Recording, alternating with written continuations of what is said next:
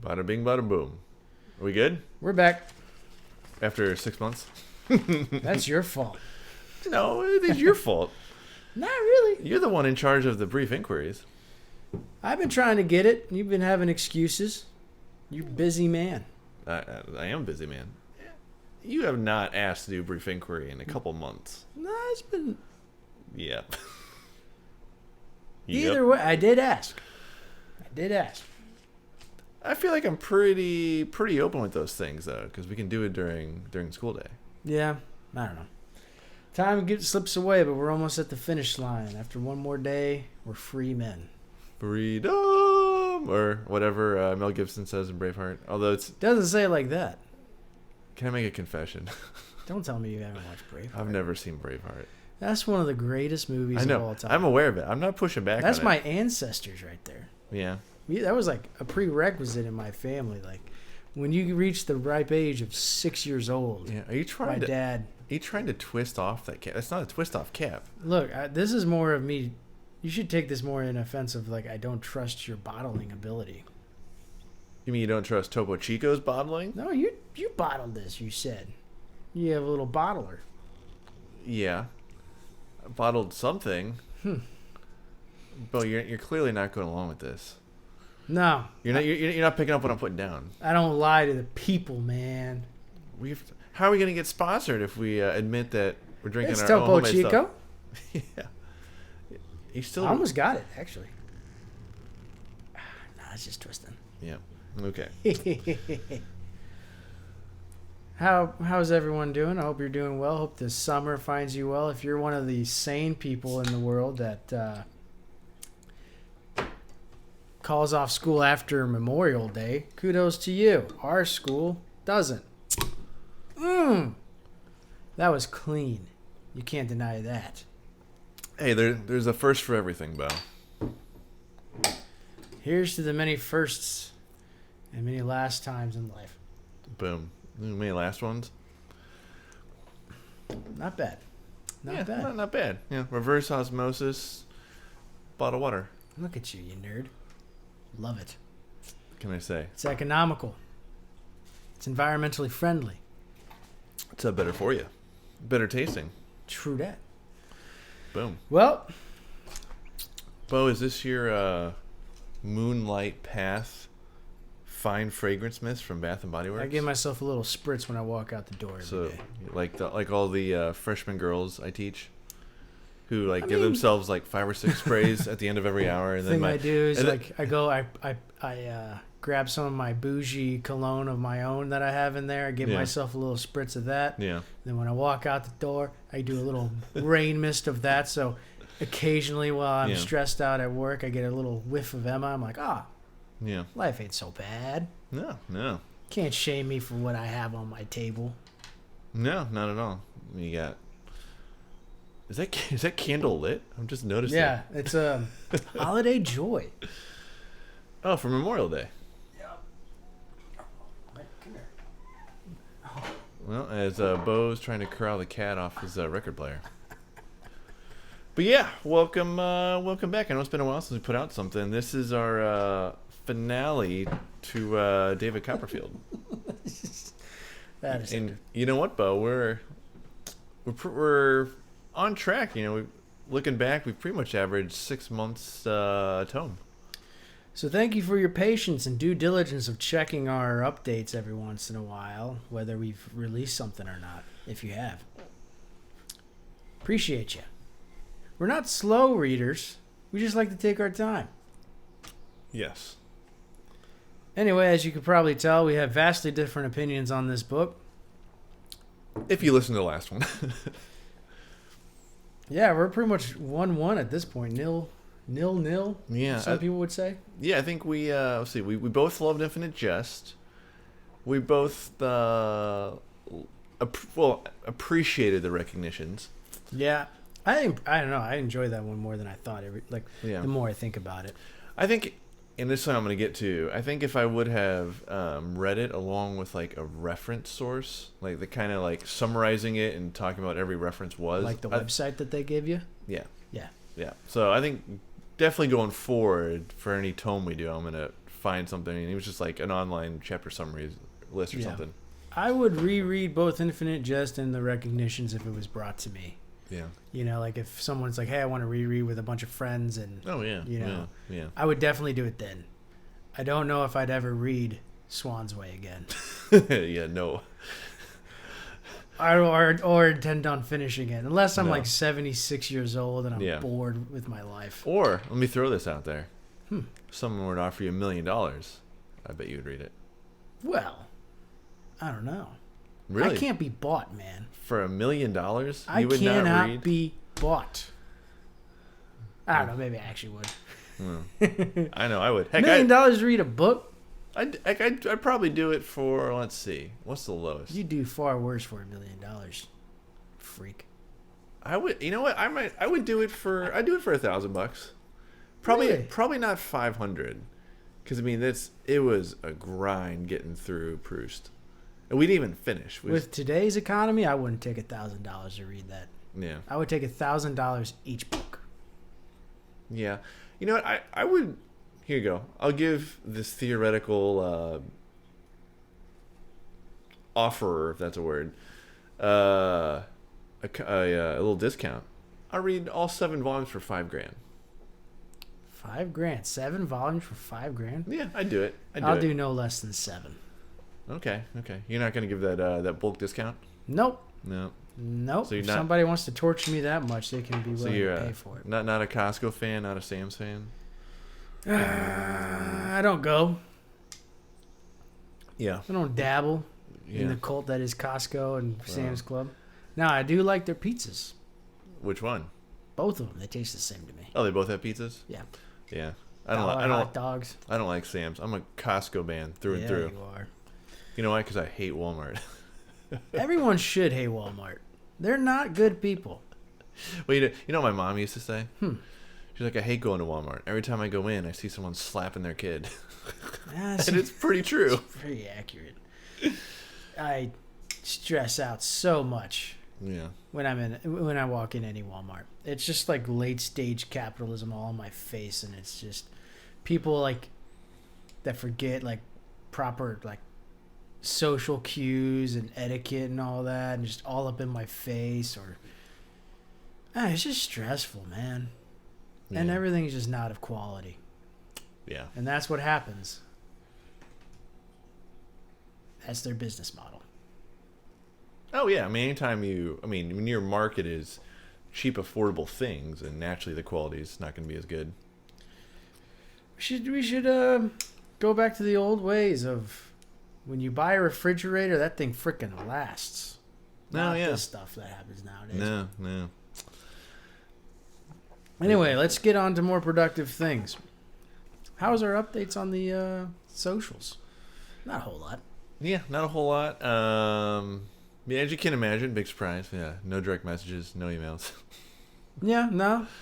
Yeah. No surprise there. I've had a few talks and a few chats with some people. Yeah. I think you chat people a lot more than I do. Yeah, I think I'm just friendlier.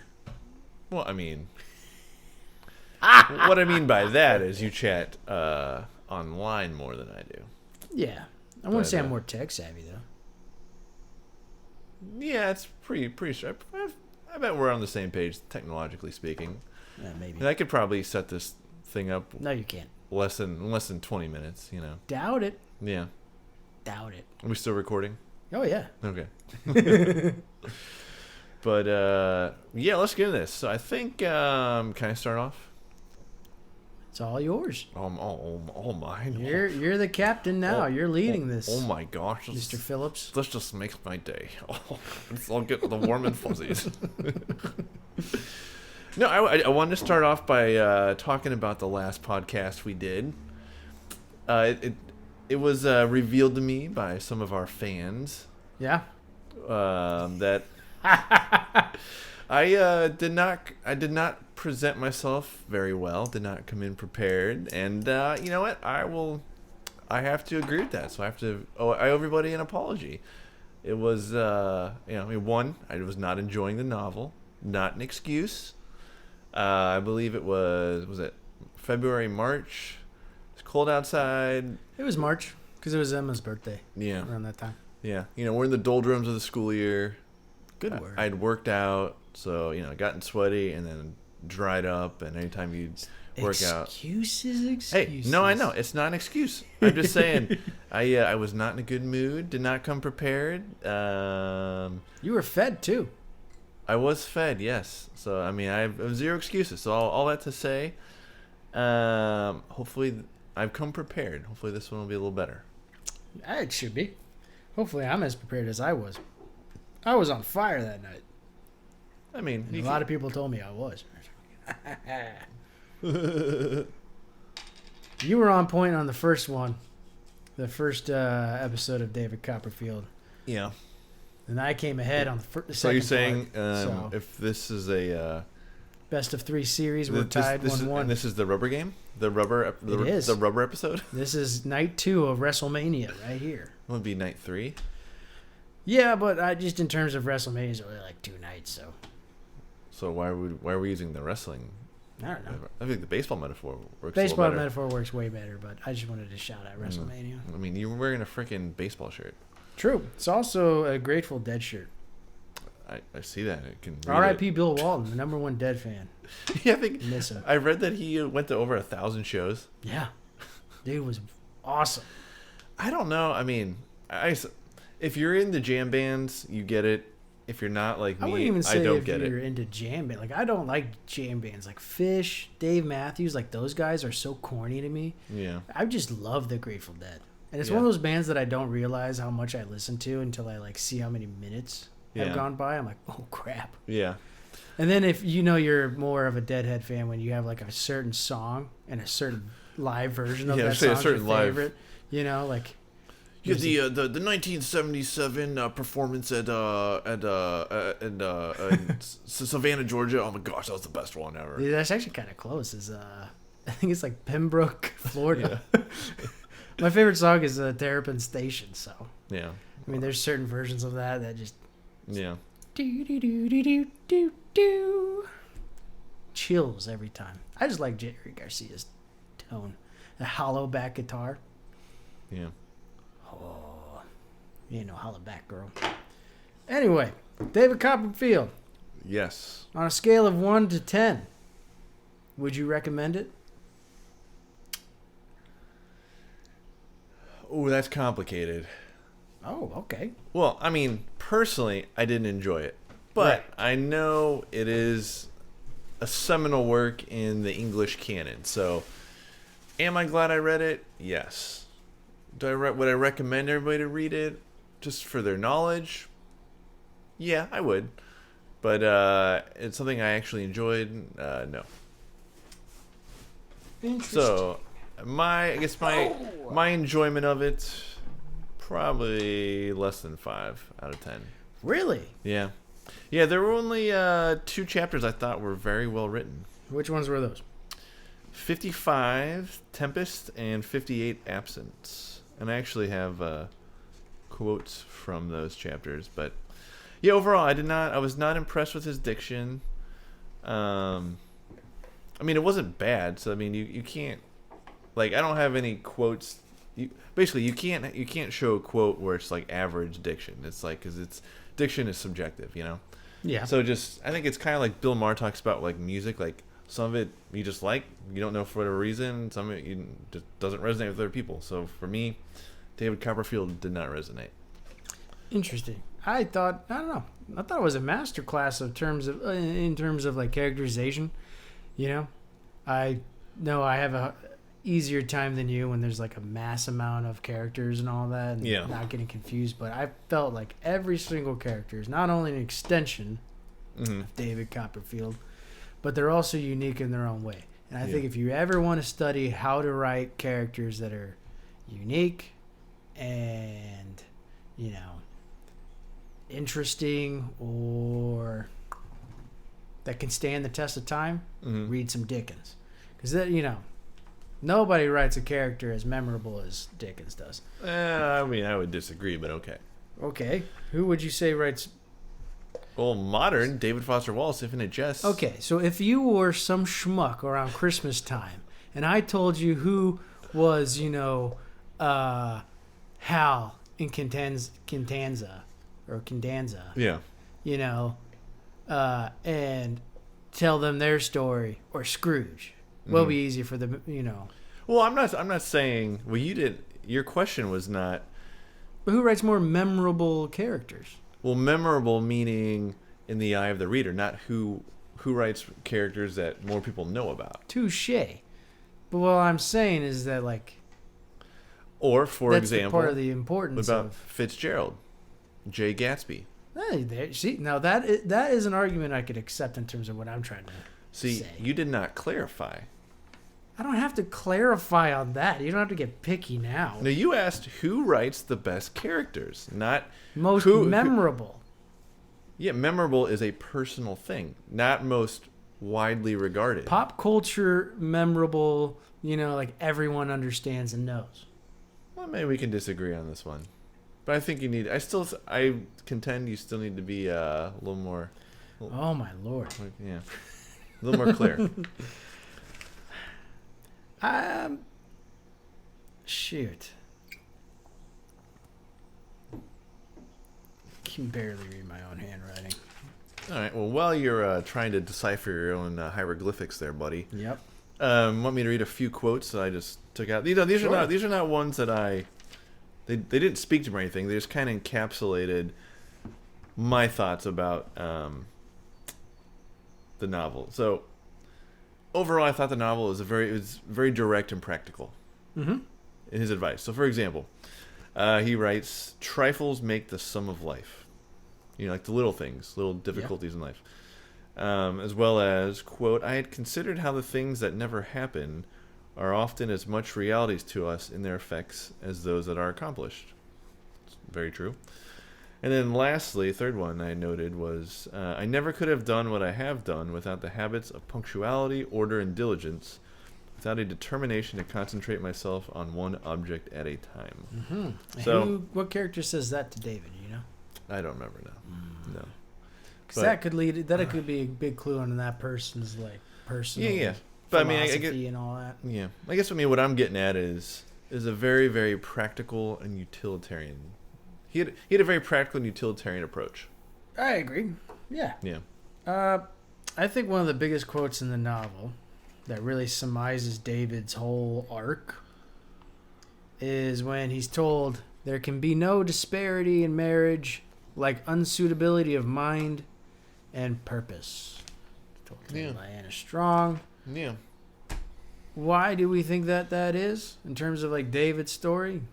It's because he ends up rushing into a marriage with a woman who's intellectually not where he's at, probably, or he calls her his child wife. Yeah. But good for him. She dies. Well, I don't know. And then, that's terrible. And then he ends up with the girl he should have married all along. Agnes. Kind of tale as old as time. I mean, I feel like that's a little tragic. I mean, don't get me wrong. It is tragic, but I tried to lighten the mood. No, I get you. What can I say? It's kind of weird because, like, I like somber jokes. Yeah, you have a dry sense of humor. I mean, it's actually kind of weird because, like, Dickens, like, part of this is autobiographical. Yeah. And he had some tragedies in his life, and he ended up divorcing his wife. We talked about earlier how he, like, was kind of infatuated with his, sister-in-law. Mm-hmm. So in his narrative version of himself, he kills off his wife and marries somebody else. It's kind of weird. Like, it makes me kind of uncomfortable if I think of it in that like autobiographical tone. I forget, in our intro and all your research, was there an actual person like Agnes in his life? No. Okay. I think Agnes is just an Agnes amalgamation of all his deep down desires. Maybe. Yeah. Well, I mean,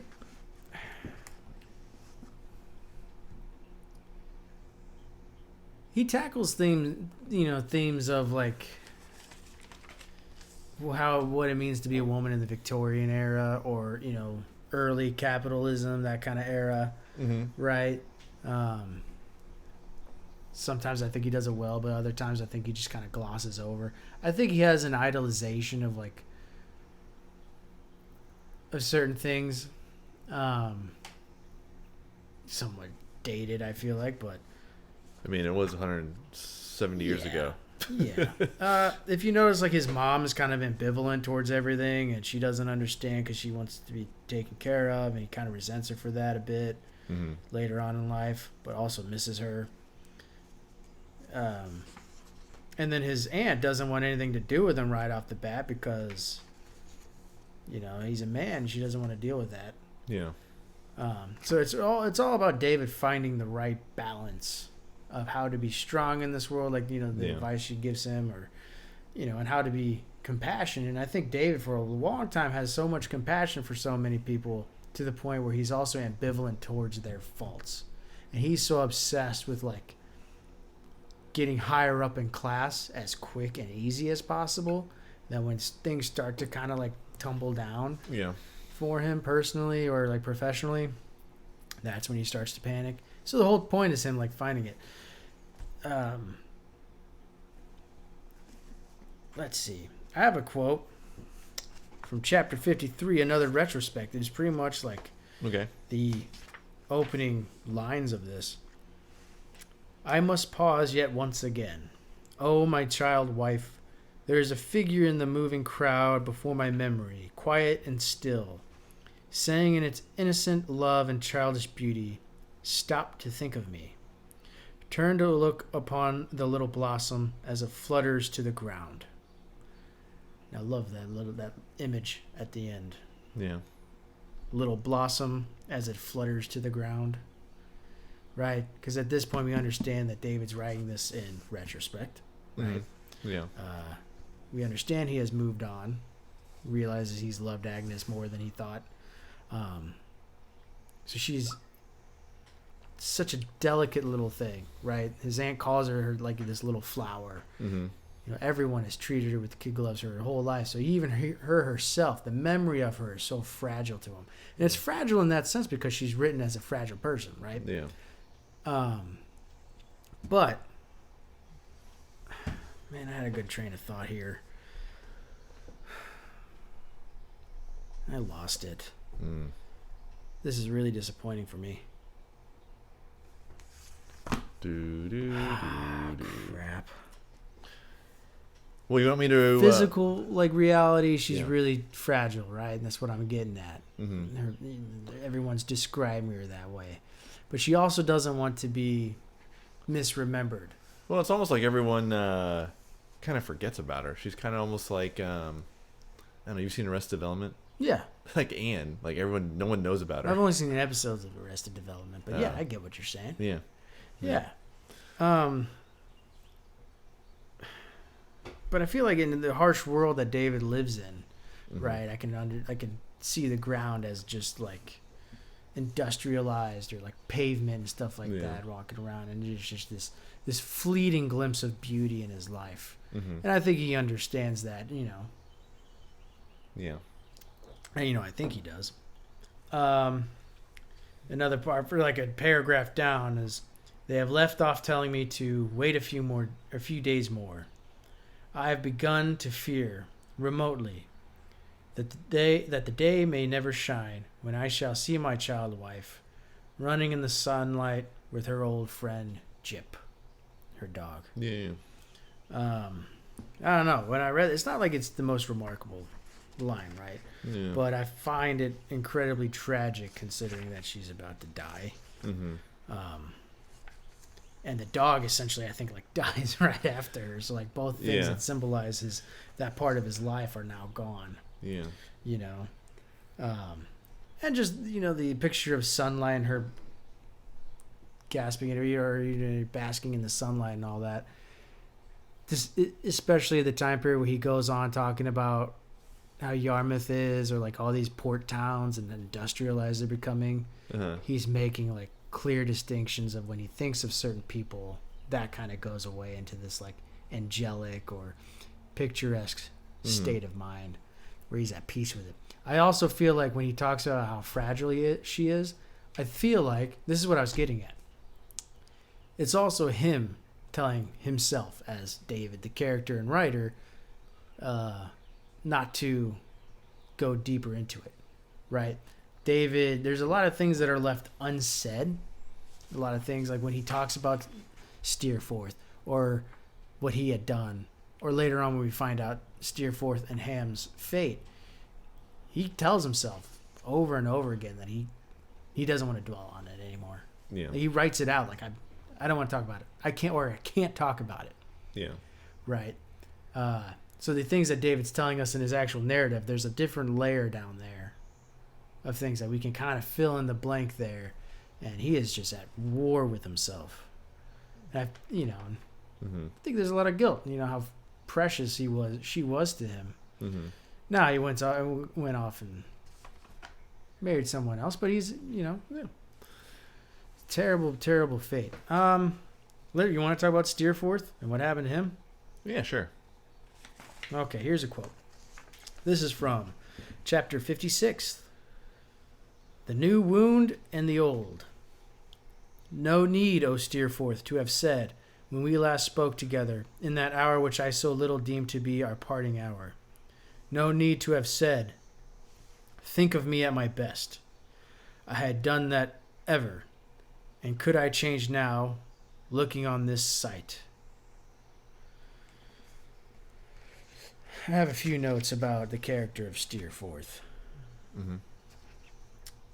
Right, we understand that Steerforth is a slimy, pretentious, entitled little worm of a human being. Mm-hmm.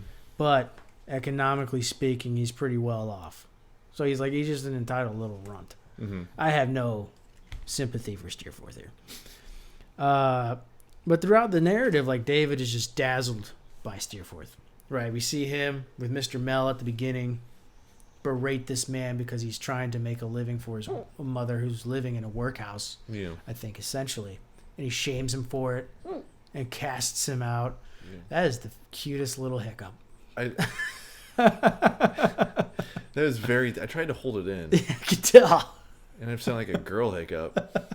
It is funny. Yeah. There's no shame. You want something really funny? Huh. Speaking of hiccups, my dad's always wanted me to hiccup or sneeze in church. Mm-hmm. But I never do. I always keep under toe. Maybe I guess I'm more focused. I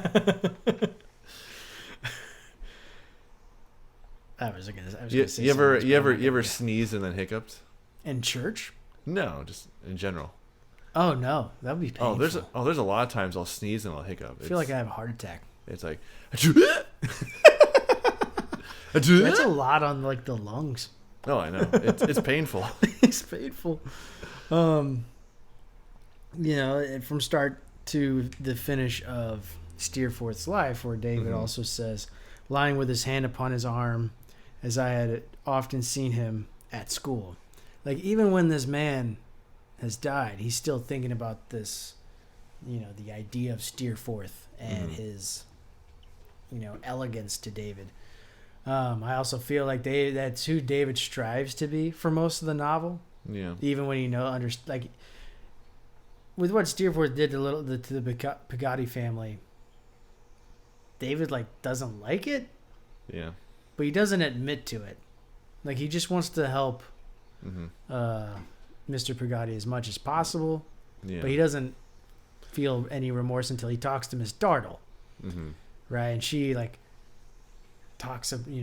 goes on a scathing rant to Emily when she gets back, because she's staying with, what's her friend's name?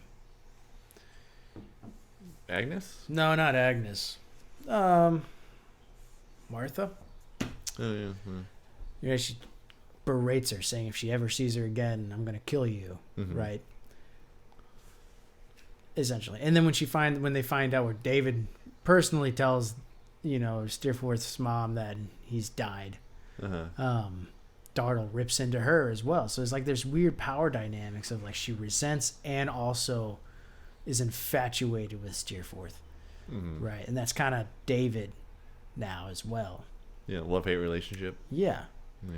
But I also feel like Steerforth and Uriah, we can talk about him in a bit, are also mirror images of David, right?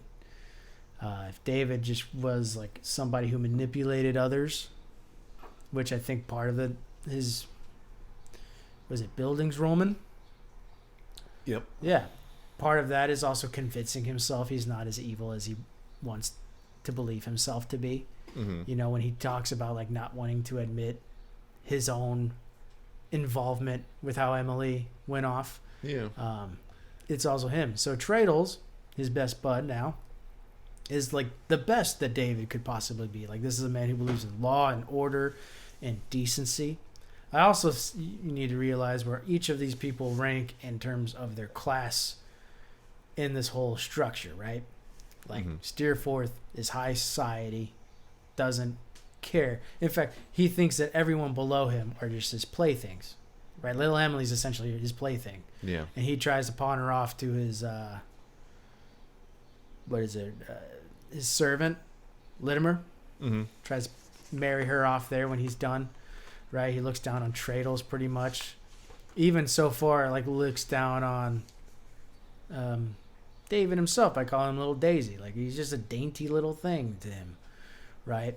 Treadles, who is essentially middle class, believes in the power of law, believes in the goodness of others, and will go out of his way to help others in terms of the law.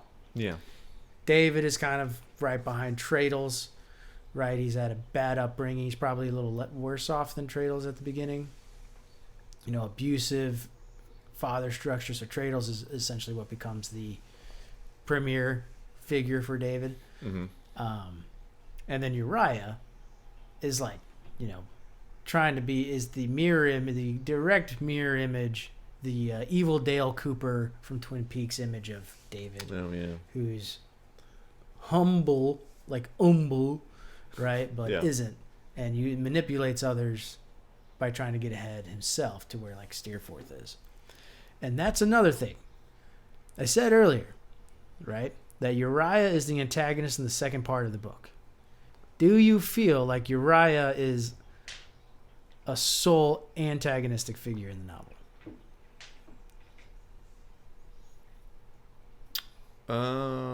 Possibly. Possibly, because I've had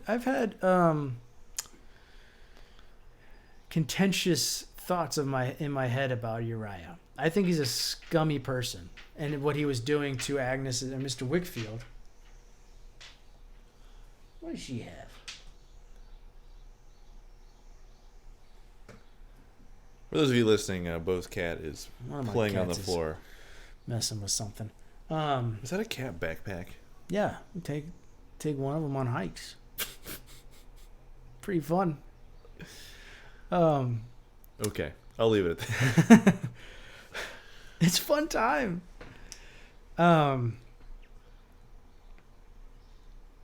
David is like, from the get-go, looks down upon Uriah Heep. Yeah.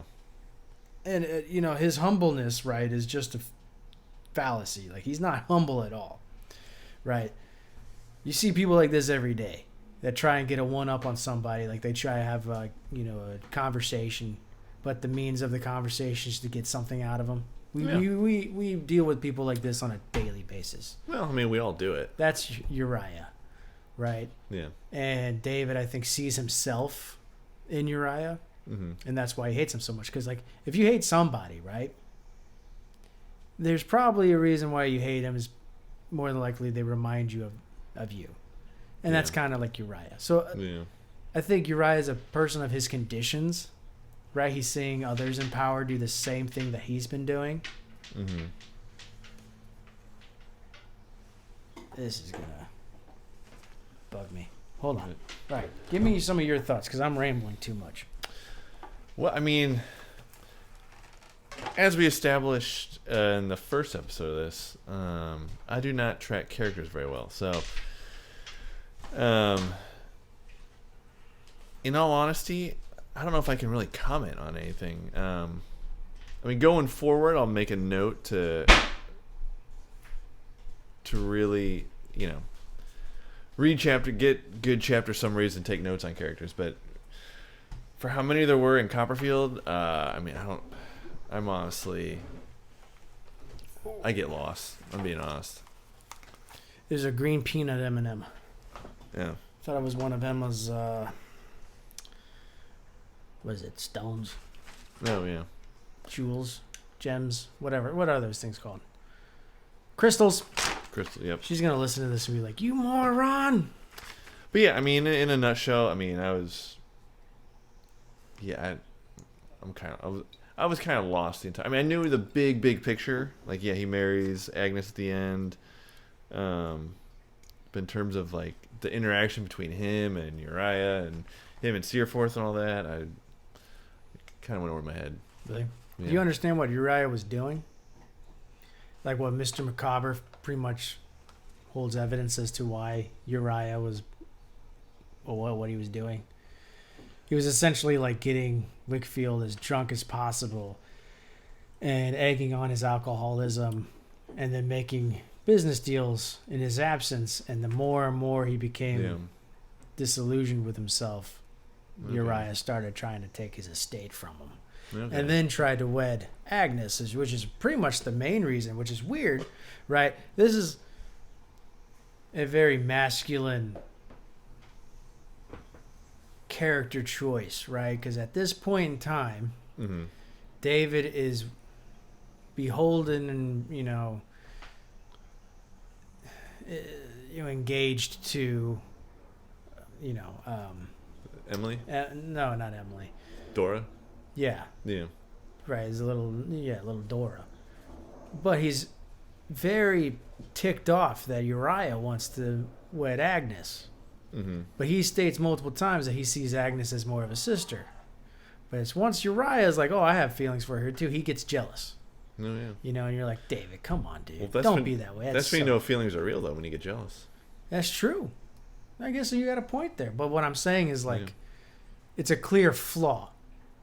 And David understands it because he wrote it down. Yeah. You know what I mean?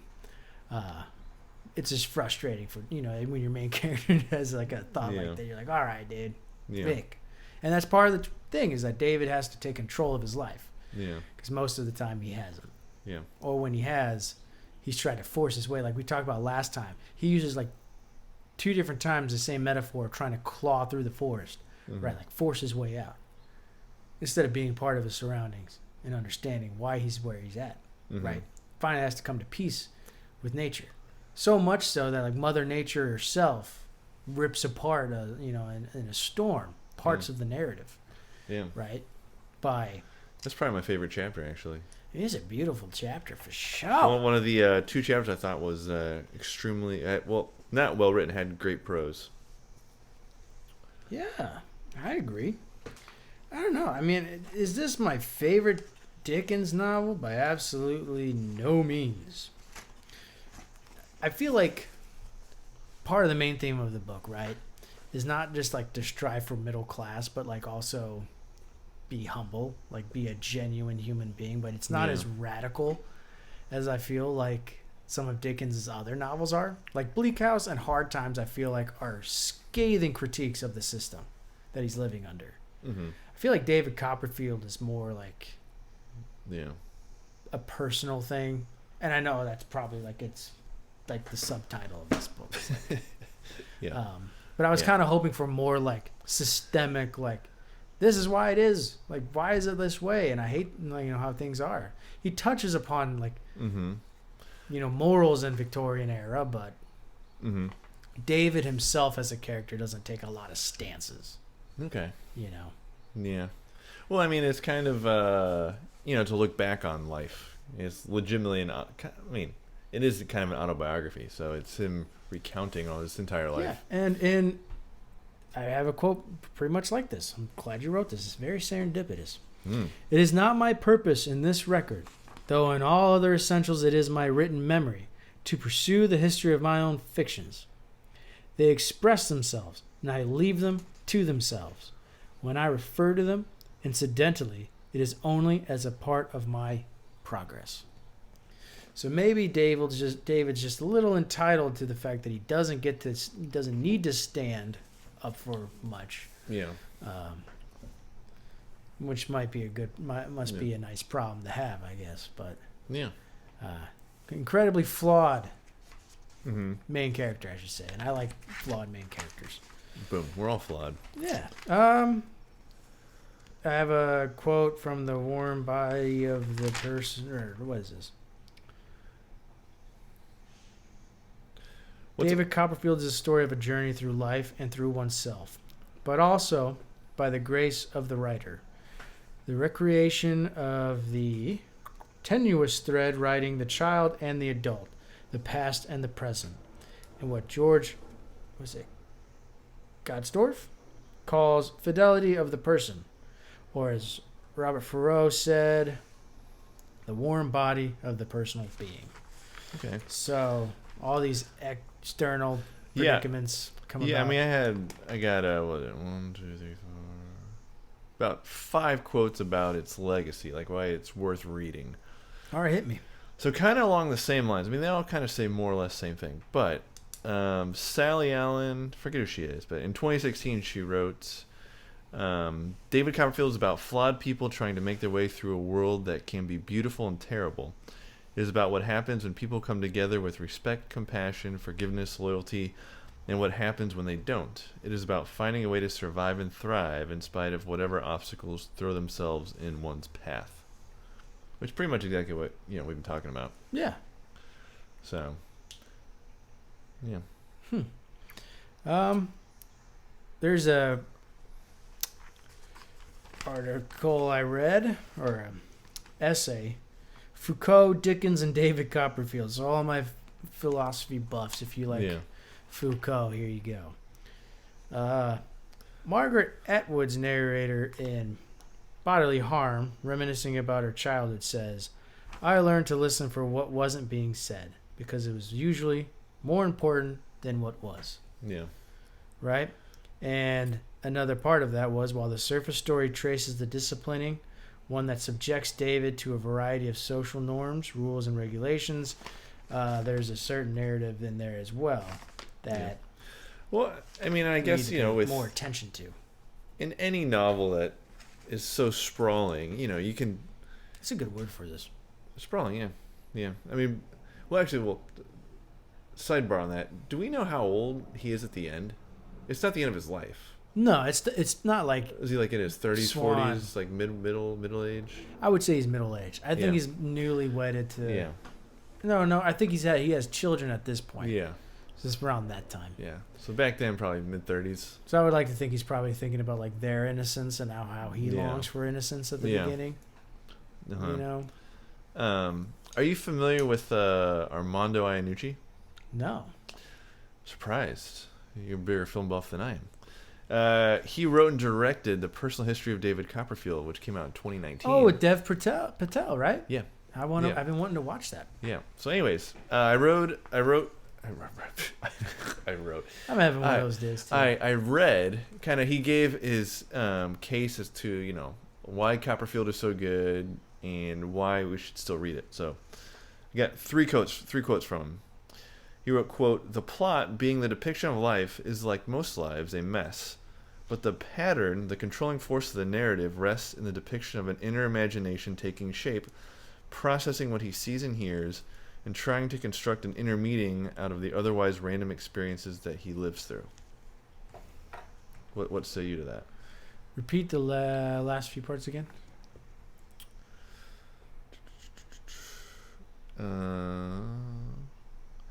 Processing what he sees and hears and trying to construct as inner meaning out of the otherwise random experiences that he lives through. Yeah. The whole, David himself, while he was born, was brought into a chaotic home. Yeah. His dad just just died, and his aunt, a mysterious aunt comes in and says denies him right then, and he, no one understands why, and a man who's supposed to be his father is incredibly abusive, and his mother's negligent of that fact. It takes over. These two people take over their homes, and then he's brought into a world that does not care about him. Yeah. The world does not care about us. Yep. It's a cruel world. So another one. I got two more. But let's start with this one. Actually, the third one I wrote. He writes, quote, "The theme is a narrator asking himself if he's to become the hero of his life, and giving as his answer 800 pages in which he seems not to know who he is, shuttled from memory to memory, sanctuary to sanctuary. That is perfect. Yeah. I am almost tempted to just end it right there. Yeah. Yeah, because he's not asking for. I mean, maybe he is asking for forgiveness.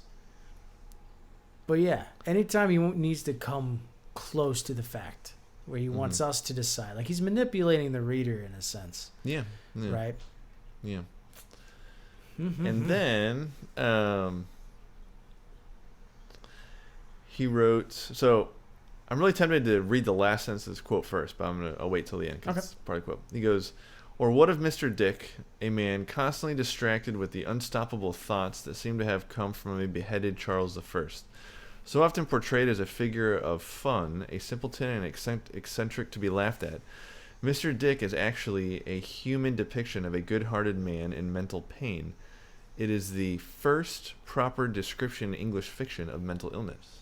Yeah. So that could be, another significant reason to read Copperfield is if you're really into Victorian literature, it's really going to be the first, to use his words, proper description of mental illness.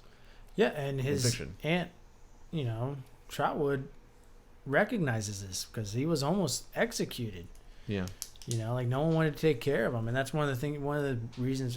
She hates men, but she takes in Mr. Dick and David, right, and rears them to be a certain way, and she, takes care of Mr. Dick better than he's ever been treated, gives him an allowance and all these sorts of things, and he was one of my favorite characters in the whole novel.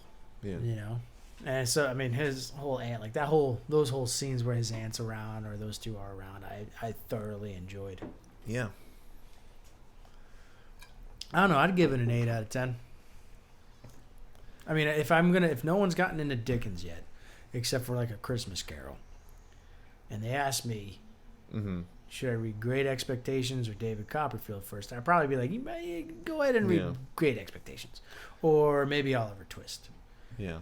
I feel like this is like the beginning of getting into like the hardcore Dickens reader, maybe. Yeah. It is a thick novel. Very thick. And a lot goes on. And a lot doesn't happen until like 200 pages in. Well, and I've read, I guess there's two sides of this, but I've read a lot of people that say that, not that this is not necessarily confusing, but there are a lot of parts that are not in sync. Yeah. Because he's still working towards, because Great Expectations came later, right? Yeah. Yeah. So he's still refining his craft. So, maybe I would enjoy Great Expectations more because I'd be able to follow the characters more. I don't know. Yeah. I don't know if I'm going to read it. Probably at some point I will. I think you should. It's one of my favorite books. So. But when you said 8 out of 10, is that, let's give some context. Like, personally, you enjoyed it 8 out of 10? Yeah. Or you would recommend it just for someone who... Personally, I loved it. Okay. 8 out of 10. Okay.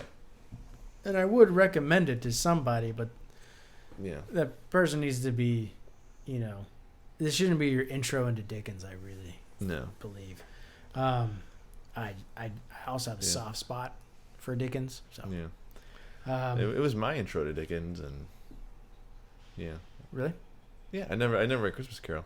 Dang. Yeah, it's on my shelf. I'll read it this Christmas. Carol's pretty great. It's also very short. There is so before we go into another thing. By another thing, do you mean get into the intense part where we argue? Maybe. David and Traddles are visiting a penitentiary. Wait, time out. Isn't it Trottles? Oh, I thought it was Traddles. There's 2 D's. Traddles. Isn't Traddles? Traddles, yeah. Wouldn't it be Trottles? Why would it be Trottles? Well, Traddles would only be 1 D. So? But you're changing the enunciation of the A. Okay, well, it's Traddles. You're saying Traddles. Traddles. Yeah, it's not Traddles. Why not? There's 2 D's. What does the D's have to do with anything? Trottles? It could be Trottles. I would say. But anytime I saw it, I just kept thinking of like. I would say Traddles. Dreidel. I made it out of. Yeah, and Dreidel. And I say every time I see Traddles, I just want to say Dreidel. Speaking of character pronunciations, as I was doing research for this, Mm-hmm. I was watched a video on the characters, and they pronounced it Pegati, not Pagati. Because I was reading it, I read it as Pagati the entire way, and then it was a British person saying Pegati. So whether who was pronouncing correct, I don't know. But anyways, probably them. Yeah. Anyways, I cut you off, and probably cut off your train of thought too. Probably. Who do they see as the Marvel prisoners in this penitentiary? Who are the two people that they meet? It's Uriah and Litimer, the two people that David probably despises the most. Yeah. And they're all reading the good book, right? Or one of them's reading a book of hymns, and the other one's reading a good book, which we can decipher as the Bible. Yeah. And still, in David and Tradel's mind, they are manipulating the people around them and the masses, because all these people are like really hardcore set that they are different or rehabilitated, but David's like no. Maybe just because David has personal knowledge of them. Yeah, you think maybe David's full himself a little bit? I think so. Yeah. Because then what is David like? What is his stance on this whole prison? Right, like the prison itself was like built upon like isolating its prisoners and rehabilitate that way. So it begs a question. It doesn't have any answers. Yeah. Which is like the sum of this book. Yeah. It's like, hey, look at all these things that are happening around me. Which lends itself to erudite pontification. Oh, good words. I love it. You like that combo? I do. Yeah. I didn't even plan that. It came to me. I like that. Yeah. Good job. Erudite pontification.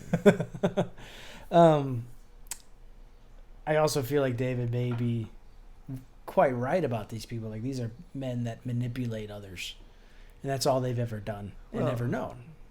And they're going to get themselves out of any situation. So whether they've done time, they probably haven't learned. Mm-hmm. They've used a different technique. Yeah. In this certain case, right, of these two characters. Yeah. But even Mr. Murdstone, when he asks about him, he learns that he has also now wedded another young wife and taken her fortune and her happiness. So it seems like you've ever watched Community? A couple times. Okay, but it's one of the greatest shows of all time. Whoa, let me finish. Yeah. I need to give it another chance because there's a guy I work with at the restaurant. He's like, start off with season 2 or 3 because season 1 they're just kind of figuring things out, but season 2 or 3 are like when they really hit their stride. So it's on my back burner. Yeah, well, there's an episode where they're learning how to sail, but they're in Colorado. So yeah. Would you say Colorado? There's an O at the end. Colorado. Yeah. You'd say it like a Midwesterner, Colorado. I see a lot of things like a Midwesterner. Missouri. Farty far. Okay. Warsh. Yeah. So they're in Colorado, trying to learn to sail. And Chevy Chase is like making a canoe, right? Because he's gotten kicked off the boat, so he's going to the parking lot in the canoe. And Jeff Winger, the main character, asks him for advice, and he goes, "Jeffrey, I don't hold grudges. My father held grudges, and I never forgave him." I feel like that's pretty much David. Yeah. With these people, like he has no, interest of forgiving them for anything that they've ever done. Yeah. Yeah. And so should we? Is begs the question. I believe we should. I believe we always should. Yep. Yeah. Yep. All right. Anything else? Before we shut the door, close the door on Mr. Copperfield, say fare thee well. Not on Copperfield. I thought we're gonna go. You thought we were about to get into it, huh? Yeah, I was prepared for it, but really, yeah. No, let's see. What do you got, pal? What do you got? I'm abutting you. Nothing. Because your whole thing was that the Industrial Revolution was anti-worker, right? Yeah. Like it decreased levels of, or it did not improve the lives of the workers, right? It did not improve working conditions. Well, you're gonna make an argument that child labor essentially was necessary? Well, let's see here. Let's see. So, according to an article by Clark Nardinelli, not sure if he's a professor or something, entitled "The Industrial Revolution and the Standard of Living," he writes, quote, "The Industrial Revolution caused a sustained rise in real income per person in England and as its effects spread in the Western world." Yeah. I mean, that's what it did, but it also forced that upon everybody. Instead of having to take care of your own, you're now taking care of yourself. Okay, what's wrong with that? Poor working conditions. Like, yeah, they're making money, they're making an income, but they're going to work before unions, right? So it's more than 12-hour days. And where they're working at is taxing. And who's getting more of that money? The people providing the jobs? Everybody. No. Check this out. According to a 1983 paper by Peter Lindort and Jeffrey Williamson that produced new estimates of real wages in England for the years 1755 to 1851. Okay. Mm-hmm.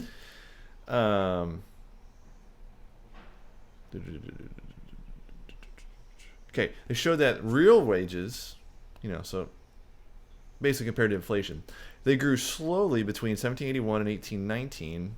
But after 1819, when the Industrial Revolution was getting going, real wages grew rapidly for all groups of workers. For all, blue collars, a good standing for the working class. The Lindort-Williamson Index for real wages rose from 50 in 1819 to 100 in 1851. So in essence, summary, real wages doubled in just 32 years for everybody. With more money, you're able to buy more, you're able to feed your family more. So, what say you to that? That's same point is that is the result of it. That's what's supposed to happen, but its efficacy is what I am questioning. Not the fact that you're making money, but the fact that they changed civilization so rapidly and forced others to change, increased industrialization, forcing people into homes that are being made for profit. They didn't force anybody into anything.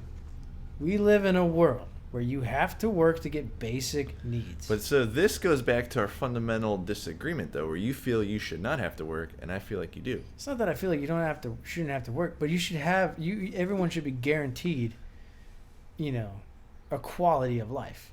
But quality of life. That is an arbitrary. It's not statement. Arbitrary. Is if you're wait. breathing. It's your not quality of life, yeah, or what you deem a good quality of life, may be different than what I deem quality of life. So if you provided everyone with basic health care, that isn't like what we have, what they have in other countries, where you have to wait 9 months to get surgery, like Canada and England, where their national systems. I only hear these things from one source of people, but everyone laughs. You understand, in Europe even, everyone laughs at the amount we're making, diabetic people pay for their insulin and all their other things, right? But wait, let me stop you there. Mm-hmm. Most people who are diabetic because of their diet. Okay, well, you still have to, what? So you're just saying, you have diabetes, so, it's your fault you have it anyway? Yeah. No. Don't get me wrong. There are people have conditions. Yeah, don't get me wrong. There are people who are born with diabetes. Mm-hmm. But there are natural ways to reverse diabetes, namely exercise and nutrition. Right. Yeah, but there's also medicine that can help you. Yeah, right. And other people just have different blood sugar levels than other people, or they're also history of people in their family just getting diabetes, or heart conditions. We also live in a world where the most affordable foods we have are things that aren't good for us because they're cheap. Mm-hmm. So I don't know. I just don't buy into it, and I feel like forcing people into what some people will call wage slavery is. I think that's where we disagree. I don't know, man. I think you're of the opinion that people were forced into it, whereas I am of the opinion they voluntarily took it because they saw the increased wages. They saw that it made them better off. Mm-hmm. So we'll just, we agree to disagree on that. And nothing new. No, nothing changes. But, I think also, too, I would argue that what Dickens is really pointing out is he's not pointing out the flaws in the system, per se, as much as the flaws in human nature. Because if you have flawed individuals in a system, they're going to naturally make the system appear corrupt. So now we're at a he never actually called for revolution. He never actually called for revolution. I mean, he never called for revolution, but he was also a charitable person. He also did a lot of social type programs where, especially with modern women and all of that. I mean, he was also a big proponent of them not being casted into one thing. He helped a lot of people, like what they term like the unkept women, housing them and all that. So I think he was, in his day, what people would call radical. But what I feel like all these characters represent I think we are social people first. I think you are a social person first. We're social creatures, yeah. Steerforth, like I said earlier, looks down upon other human beings because of his upbringing and the people that he surrounded himself with, right? Not just because it's a personal thing with him, but it's conditions in which that character has lived in. Uriah manipulates people because he's tired of being lower class and wants to be in an elevated class. The class structure that David is trying to get into, like a mobile trajectory, like upwards, influences his decisions of what he thinks he needs to do. It isn't until he takes a step back. What's the score there? 4-1 us. 4-2 us now. Oh, yeah. Yeah. For those of you listening, the Cardinals are playing right now. I feel like those in itself are the flaws of the system, because these are people that's hardly defy their that is our fundamental class bringing. That's the fundamental difference between you and I. You think the system determines the individual traits, and I'm the other way around. I think the individual determines whether he participates in the system or not. Yeah, but it gives you the choice of whether you want to, yeah. Right, like people have the opinion where, like, you can have the opinion of, like, I don't participate in politics. I hate those kinds of opinions, but certain people have that entitlement to that, but other people can't because of where they're at in life, and it's sad and tragic. Wait, explain that. If you don't vote, you don't participate in politics. I don't know what you're saying. It must be nice to have that opinion, like to be able to. No, but in what? That, right? Wait, I don't understand what you're saying though. Who does not have most people, like, who aren't into politics. Who is forced to participate? If you don't want to participate, just don't vote. Right. That's what we're saying. Hold on, we're saying the same thing here. What I'm getting at is that you should feel obligated to, no matter what. Yeah. Most people get into a sense of contentment. Yeah. Right. That they feel like, oh well, politics has no influence on my life really, because all I want to do is make money and be content. That's a bad opinion to have, because there's other people who need to vote in their local, governments, because that will directly affect their lives, right? We live in a system where things go top down, right? You cannot deny that. Going top down in structures like that creates a level of disparity with how low you go. I think that's more nuanced than that, though. That is as nuanced as it can get. No, I mean nuanced in the sense, and this may be a whole conversation for, I don't know, maybe off the air or another podcast, but,